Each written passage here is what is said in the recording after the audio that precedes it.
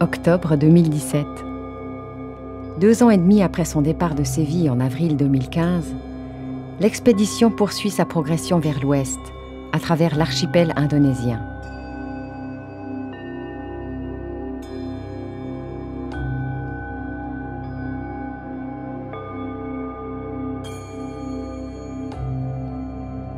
Après l'Australie, les îles Salomon et la Papouasie-Nouvelle-Guinée, Fleur de Passion s'approche inexorablement des Moluques, les fameuses îles aux épices au cœur de la quête de Magellan il y a bientôt 500 ans.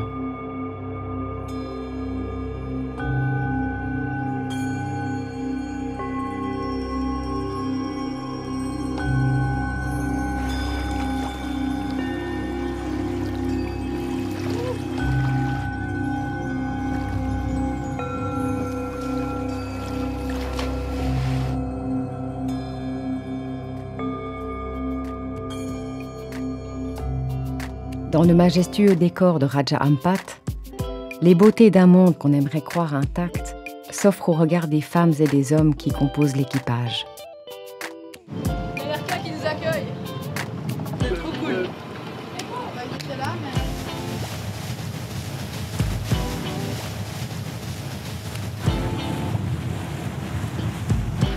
Sur un petit coup. Ouais. Et puis bah, la balade, elle allait repartir de là, hein. S'il y a le drapeau là-haut.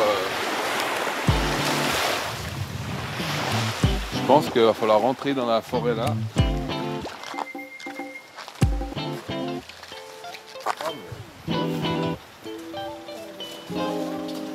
Nous voilà à Raja Ampat.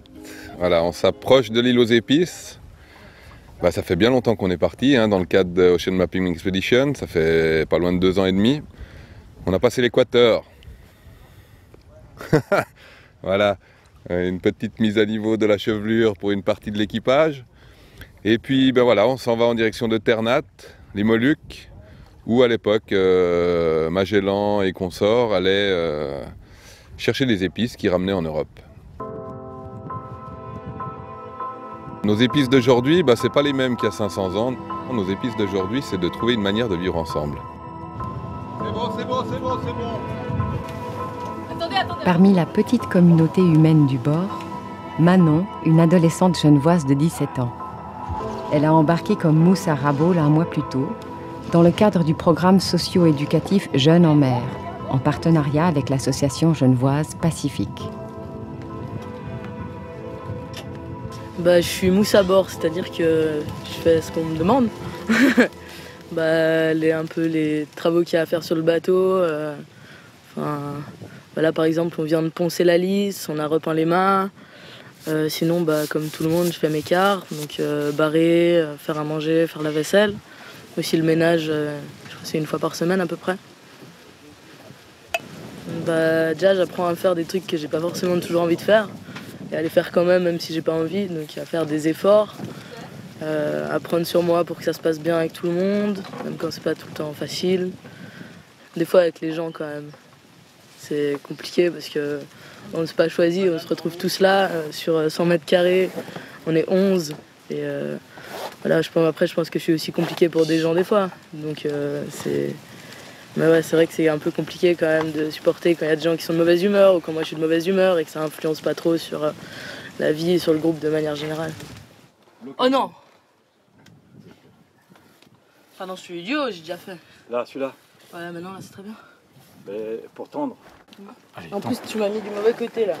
Je retourne de mon bon côté. Ah, t'es gauchère maintenant? Ouais, j'ai l'impression que d'être ici, d'être dans un truc plus actif, ouais, ça m'aide plus à réfléchir à ce que j'ai envie de faire, tout ça. Puis même par rapport à moi-même, ouais, je pense qu'il y a quand même des choses auxquelles je réfléchis, des choses qui changent. Et puis, ouais, je pense que je suis confiante pour la suite, on va dire. Voilà. Hein, le coup du tour mort, hein. Ça sert à rien. Allez hop, on recommence. Le décor est décidément sublime, de loin. Car dès qu'on s'en approche, on le découvre gangréné par l'un des fléaux des temps modernes. Un triste contraste qui n'échappe pas à Manon. C'est vraiment super beau, je pense que c'est même plus beau que dans les magazines. Parce que dans les magazines, c'est retouché l'appât. Et en fait, ouais, c'est vraiment super beau. Il y a les couleurs, elles sont magnifiques. Je sais pas comment dire, le design un peu des montagnes, c'est vraiment aussi super beau. Tout est beau, juste le plastique sur les plages, bah, faudrait qu'on aille le ramasser parce que c'est dommage. Mais bon, c'est partout comme ça et je pense qu'il faut faire quelque chose. Mais sinon, c'est vraiment super beau. Un coin perdu, personne n'y habite, pas de village, même pas de cahute, de famille, etc. Et il y a des plastiques sur les plages, il y a des canettes en aluminium et tout ça vient des grandes villes qui aujourd'hui laissent filer ces plastiques dans la région. Donc c'est triste, hein, Manon le disait, Tim aussi qui sont à bord, les passagers, l'équipage. C'est assez triste et puis on ramasse ces déchets, mais bon, pour en faire quoi? On les ramène en ville. Le tri n'est pas encore instauré. Voilà, c'est compliqué, c'est une réalité d'aujourd'hui.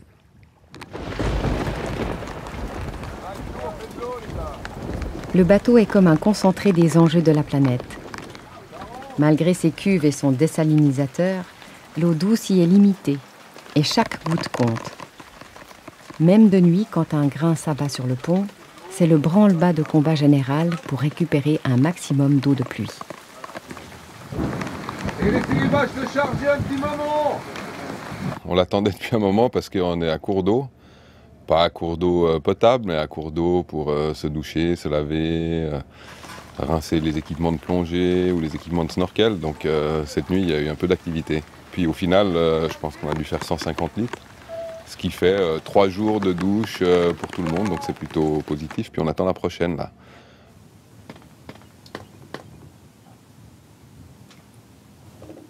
Vas-y, c'est bon. Les coudes, on borde les coudes, je sais pas, parce que là il y a des écoutes. Border les coudes. Non mais là par contre, c'est nous. Stop.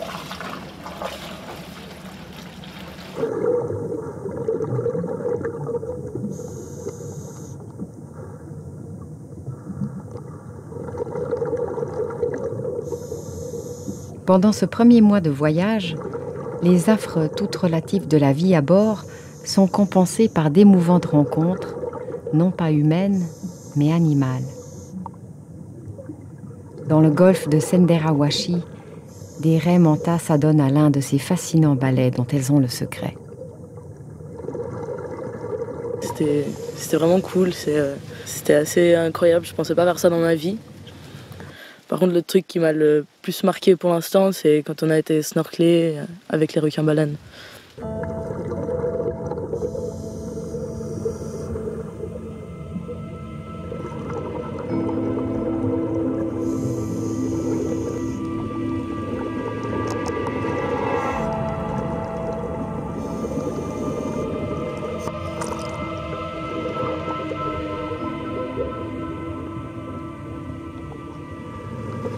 Donc les requins-baleines, ils sont là parce qu'il y a des pêcheurs sur des barges flottantes qui remplissent leurs filets de petits poissons et les requins-baleines viennent aspirer en fait les petits poissons. Et c'est vraiment incroyable. C'est, je crois, une des meilleures expériences de ma vie.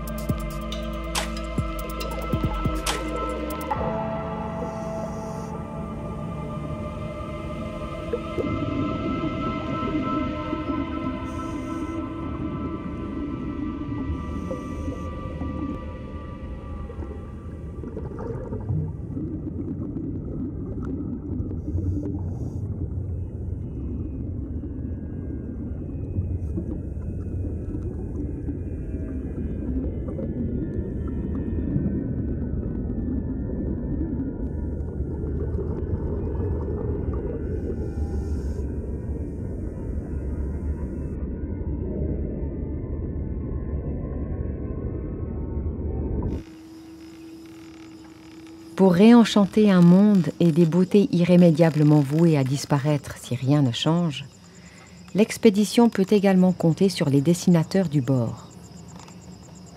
Depuis l'escale à Sorong, c'est Alex Baladi qui noircit des carnets de choses vues, mais aussi entendues. Avance la tête. Ça, faut pas fumer avec. T'inquiète, je sais. Là, j'avais besoin de ça, je peux te prendre.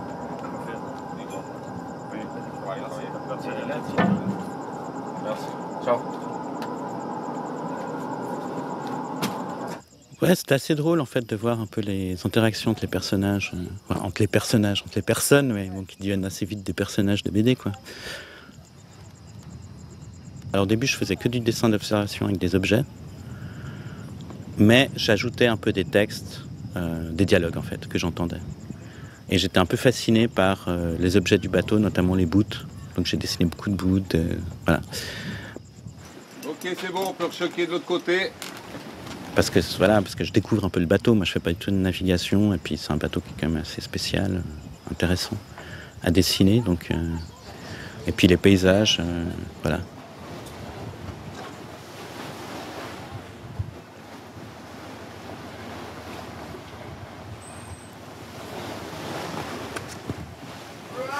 Pour les bandes dessinées, j'ai voulu raconter les choses de manière un peu humoristique. Donc j'ai un peu retravaillé la chose en fait dans ma tête.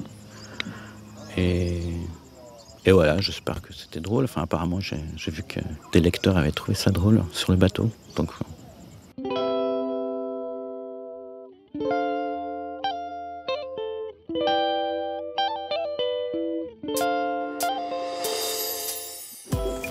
c'est quoi la dramaturgie? C'est l'équateur. Lors du passage de l'équateur quelques jours avant Raja Ampat, le dessinateur genevois établi à Berlin s'est prêté au rituel bien connu des marins, se remettre la chevelure à niveau, comme dira le skipper. Au ciseau, dans le rôle du garçon coiffeur, Jean-Jacques, le second du bord. Tu refais la même chose, toi. Voilà. Attention, il y a un ciseau dans le... Alors moi, en fait, j'étais ici pour faire des dessins. Donc après, dans une espèce d'idée de performance, en fait, où je dois faire plein de dessins, enfin le maximum de dessins. Et puis, j'étais assez bien parti, je faisais beaucoup de dessins. Puis évidemment, avec le climat et puis le temps qui passe, etc., ça devient de plus en plus difficile pour moi de dessiner. Puis là, c'est aussi assez spécial d'être sur un bateau, parce que généralement, quand c'est des dessins d'observation, ça va. Mais quand je veux faire un peu des bandes dessinées comme ça, il faut que je réfléchisse un peu comment les faire. Puis là, d'habitude, je fais des longues promenades pour réfléchir. Donc voilà. Puis ça bouge un peu quand même sur le bateau des fois, pour dessiner. Donc là, c'était aussi une expérience par rapport à ça, dessiner sur un bateau.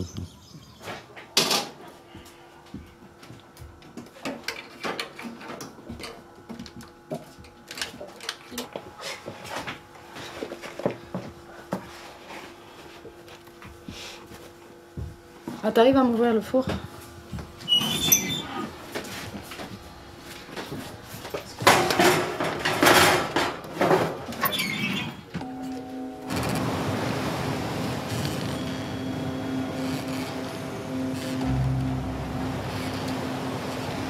Après Raja Ampat et ses allures de carte postale, cap sur les Moluques.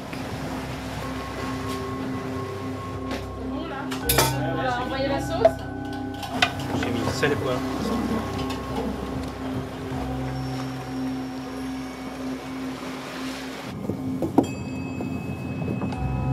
Il faut que j'éteigne les lumières, je vois absolument rien.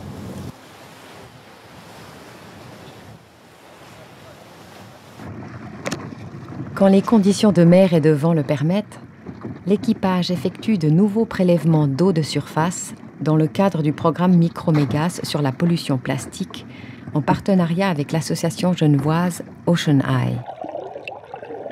Depuis l'arrière du pont, c'est Tim, l'autre mousse du bord, qui est à la manœuvre pour mettre à l'eau l'équipement, un long filet traîné derrière le bateau pendant 30 minutes. Depuis le départ de l'expédition de Séville, quasiment tous les échantillons analysés ont révélé des particules de microplastique. La communauté scientifique manque cruellement de données pour l'Asie du Sud-Est. C'est dire si les biologistes d'OceanEye attendent avec impatience ceux collectés dans cette région du monde.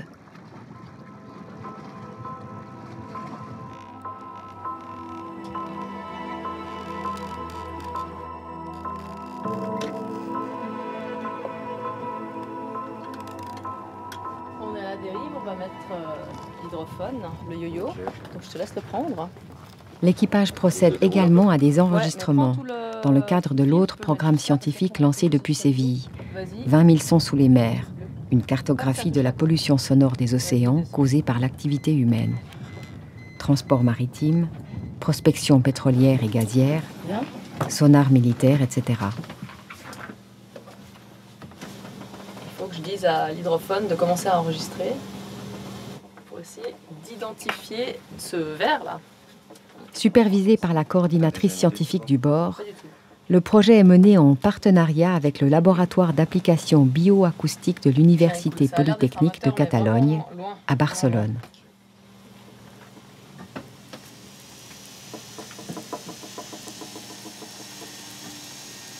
Qu'est-ce que t'en dis? Non? On dirait non? Ça me fait passer à des trucs de robots. Ouais. Une fois encore, les mousses, tout comme les passagers, sont les témoins privilégiés des problématiques environnementales au cœur de l'expédition. Attends un peu, je vais larguer l'écoute un petit peu. Ah mais c'est peut-être trop tendu. Bientôt, au loin, se profile enfin la silhouette volcanique de Ternat, l'une des 5 îles aux épices. Et puis c'est l'arrivée. Moment symboliquement fort et émouvant pour l'expédition, dans sa quête des épices métaphoriques d'aujourd'hui. Nous voici à Ternat, Tidor, les volcans, les Moluques. On est arrivé aux îles aux épices. Voilà, ça s'est passé hier soir dans la nuit. C'était une nuit magnifique, un courant qui nous portait un peu à l'intérieur, mouillé l'ancre, arrivé, les pêcheurs nous ont accueillis. Et puis voilà, maintenant on part à la découverte de ces îles aux épices où Magellan venait pour faire fortune, en fait, avec son équipage. Et surtout aussi pour trouver un nouveau chemin qui passait par l'ouest plutôt que par l'est. On va partir à terre, on va aller voir un peu ce qui se vit aujourd'hui sur Ternat.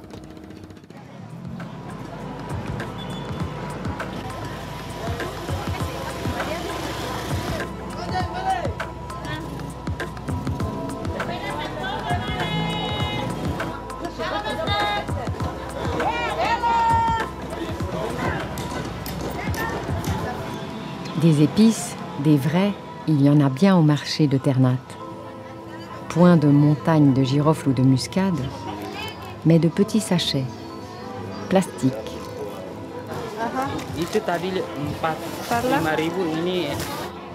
Après Alex Baladi, c'est la dessinatrice Myriana Farkas qui a le privilège de déambuler parmi les étals.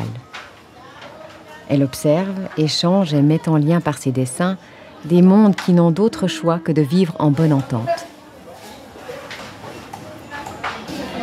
Eh ben, c'est hyper chouette parce que le dessin, c'est vraiment un langage universel et vu mes faibles connaissances en indonésien, c'est assez agréable d'avoir une autre possibilité de communiquer avec les gens qui sont hyper accueillants et curieux. Et du coup, je me sens moins timide face à ces personnes dont je partage pas la langue. Je sais que la photo, des fois, ça peut être mal reçu et le dessin, ça passe presque toujours. Et je pensais en venant dessiner les légumes parce que c'est plus facile que dessiner les gens. Et en fait, j'ai vachement de plaisir à dessiner les personnes qui se laissent volontiers tirer un selfie dessiné. Oui. Monawat. Donc on est vraiment dans un marché, plutôt marché aux légumes, marché de la vie courante. On n'a pas trouvé d'immenses étals d'épices comme en Inde peut-être. Et je ne les ai pas encore dessinés. J'ai emmené dans mon sac des noix, des clous de girofle, des noix de muscade, des noix que je ne connais pas, kimiri, des noix d'ici, qui ressemblent à des cacahuètes. J'ai aussi pris des épices qui ont l'air d'être du cumin, qui ont l'air d'être du curry. Je ne connais pas les noms, mais ça ressemble à ça. Et je me propose de les dessiner un petit peu plus tard, peut-être sur le bateau.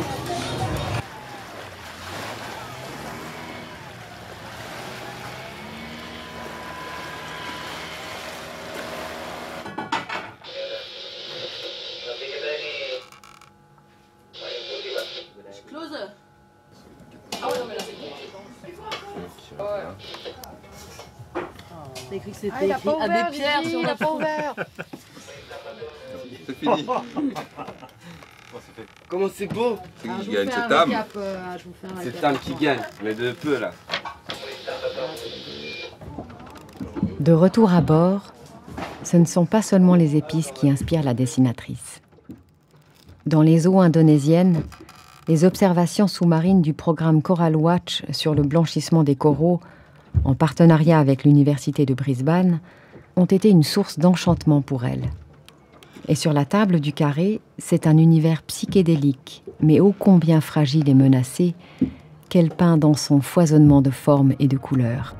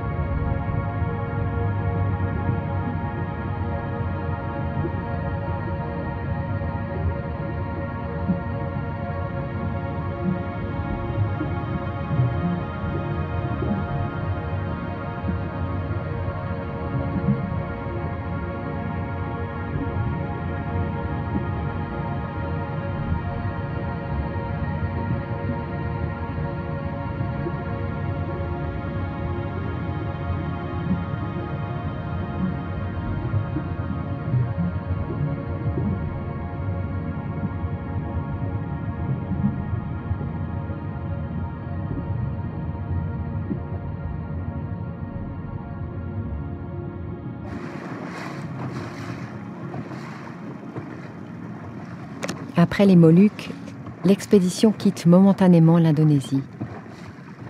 Fin novembre 2017, depuis Manado, Fleur de Passion met le cap au nord en direction des Philippines, la même où s'est joué le destin tragique de Magellan.